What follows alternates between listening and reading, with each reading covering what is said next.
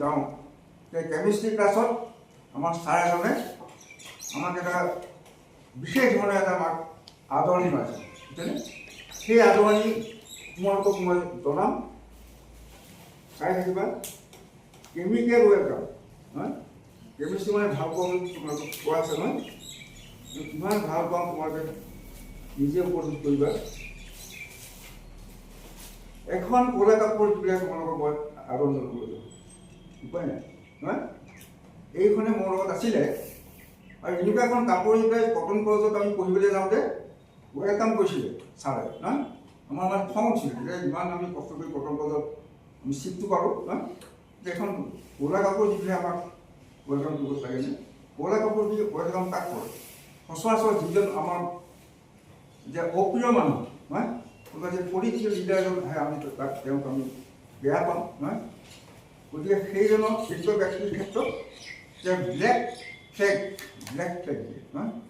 কিন্তু মই বৰ দুখ পাইছোঁ আৰু এইখন মই এনেকুৱাবিলাক ক্লাছত বা এনেকুৱা ধৰণৰ বিজ্ঞান বন্ধুকৰণ অনুষ্ঠান মই দেখুৱাওঁ, দেখুৱাই পেলাই মই আৰু এটা আছে মোৰ ওচৰত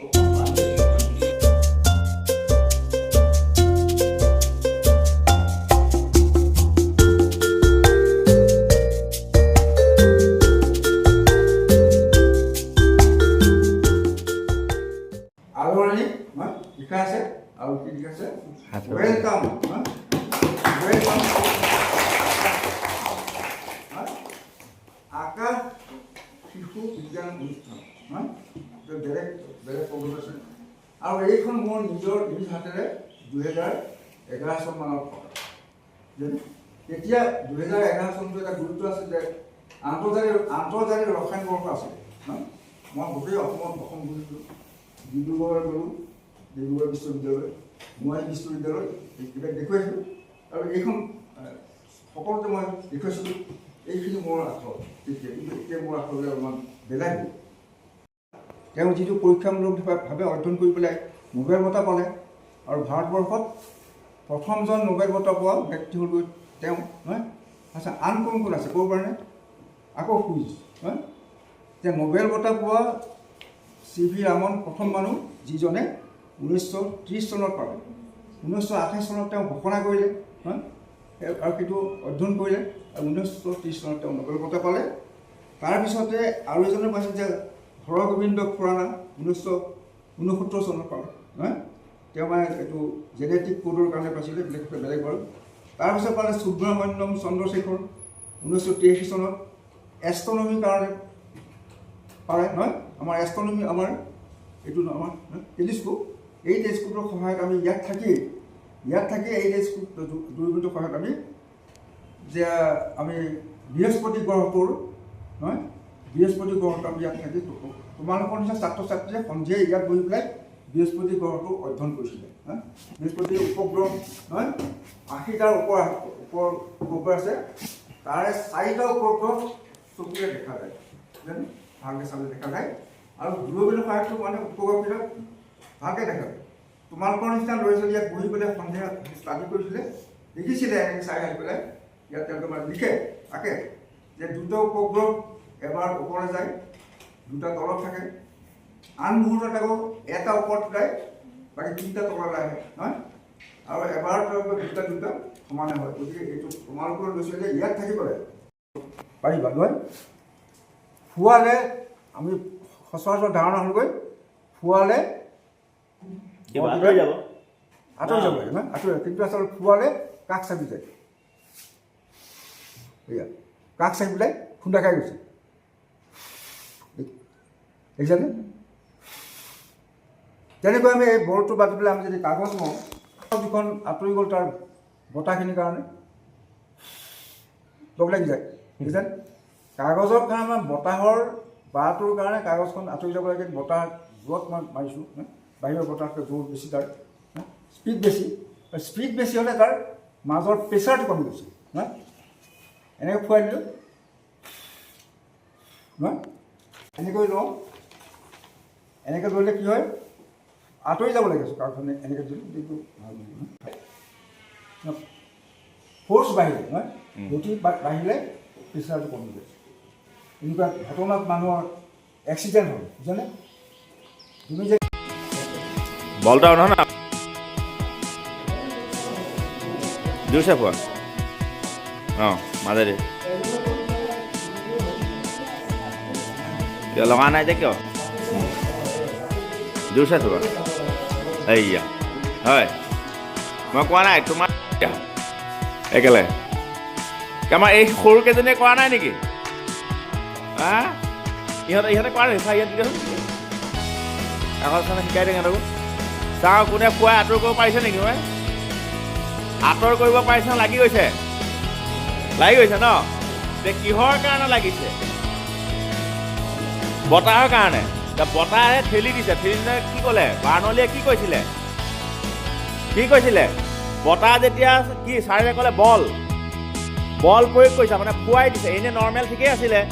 বল প্ৰয়োগ কৰাৰ কাৰণে কি হ'ল বতাহে গতিবেগ লাভ কৰিলে গতিবেগ লাভ কৰাৰ কাৰণে বায়ুখিনি কাগজ দুখনৰ মাজত থকা বায়ুখিনিয়ে গতি লাভ কৰাৰ কাৰণে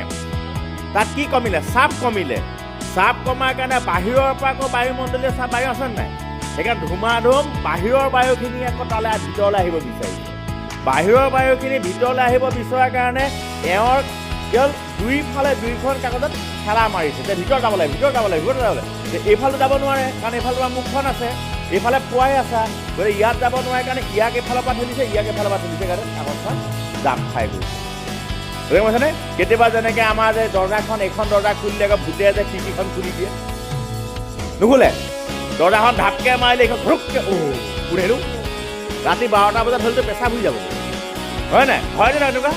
দৰ্জাখন মাৰি দিবা খিৰিকীখন কেনেকুৱা গ্লাছ যদি ভাঙি আছিল লৰি যায় আহি গ'ল দেই হয় নহয় গতিকে বাৰ্ণলী চবতে আছে হ'ল গতিকে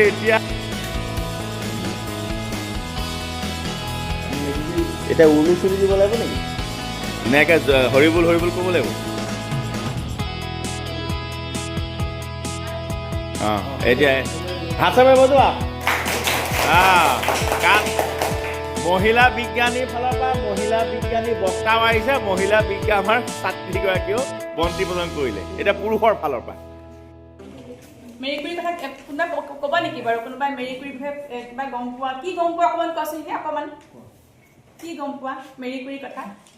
তোমালোকে জানা মই জানো আপোনালোকে ক'বলৈ মানে ভয় কৰিব নালাগে কোৱা মেৰী কুৰীৰ পৰা নোবেল প্ৰাইজ এবাৰ পাইছিলে নে 3বাৰ পাইছিলে নে 4বাৰ পাইছিলে নে কেইবাৰ পাইছিলে নোবেল প্ৰাইজ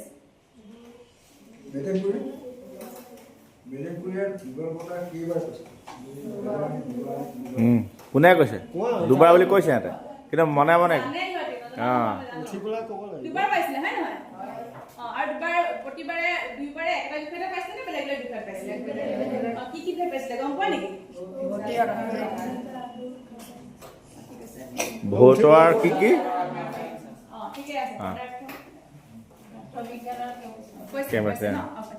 জানে মানে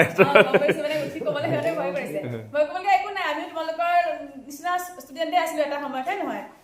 এতিয়া তাৰ পৰাহে আমি এইটো বুজি পাইছোগে গতিকে আমাৰো ভয় লাগিছিলে আগতে একো ভয় কৰিবলগীয়া নাই কথাটো শুনিছা নাই গতিকে যিটো মন লাগে সেইটো কৈ দিবা আৰু ভুল হ'লেতো একো নহয় হ'ব জানো ভুল কিবা ভুল আমি কিবা কৰিম জানো তোমালোকক ক'বলৈ সাহসটো কৰিব লাগে হয় নহয় এতিয়া এই মেৰী কুৰী হ'ল মানে আমাৰ পথ প্ৰদৰ্শক বুলি ক'ব লাগিব মহিলা বিজ্ঞানীৰ পথ প্ৰদৰ্শক হয় নহয় তেওঁ আকৌ এনেকুৱা বিজ্ঞানী তেওঁৰ বতীয়েও নোবেল প্ৰাইজ পাইছিলে আৰু তেওঁৰ জীয়ৰীয়েও নোবেল প্ৰাইজ পাইছিলে এইটো বহুত ডাঙৰ কথা হয়নে আৰু মেৰী কুৰীয়ে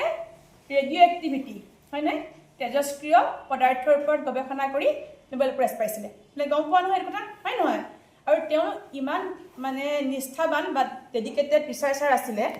যে তেজস্ক্ৰিয় পদাৰ্থ গৱেষণা কৰিলে মানুহৰ স্বাস্থ্যৰ অৱনতি ঘটে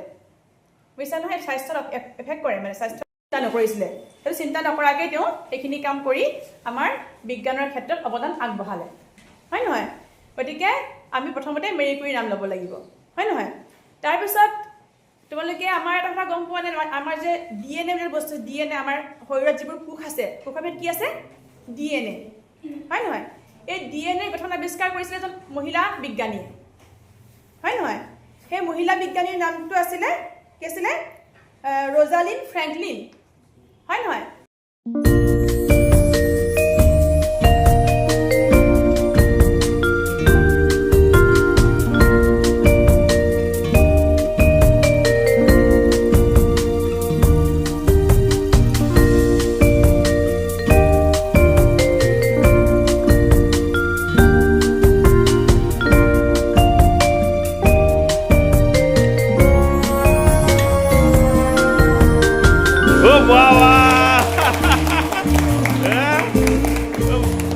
প্ৰথম প্ৰথমে দেখি গ'ল তাই কি নাম তোমাৰ কি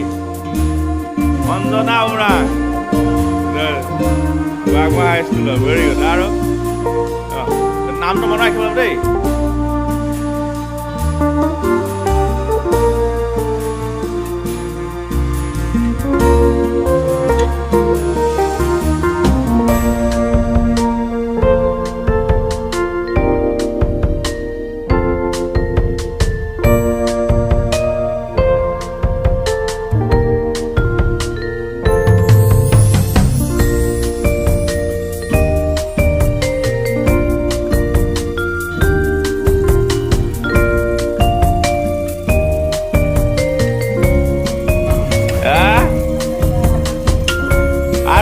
ছোৱালী লগা হোৱা নাই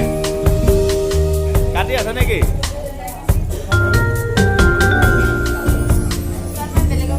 বেলেগক বনাই দি আছে বঢ়িয়া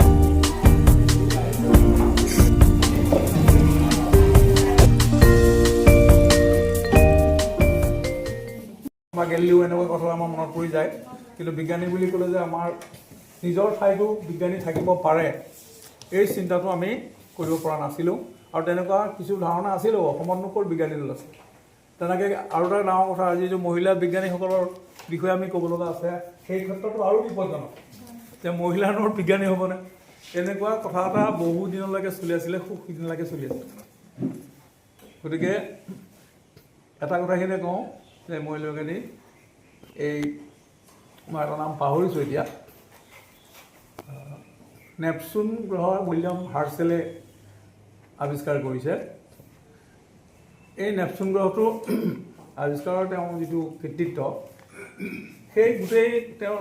নেপচুন গ্ৰহৰ কক্ষপথ এইবিলাক এগৰাকী মহিলা বিজ্ঞানীয়ে জ্যোতিৰ্বিজ্ঞানীয়ে আচলতে চব ঠিক ঠাক কৰিছিলে কিন্তু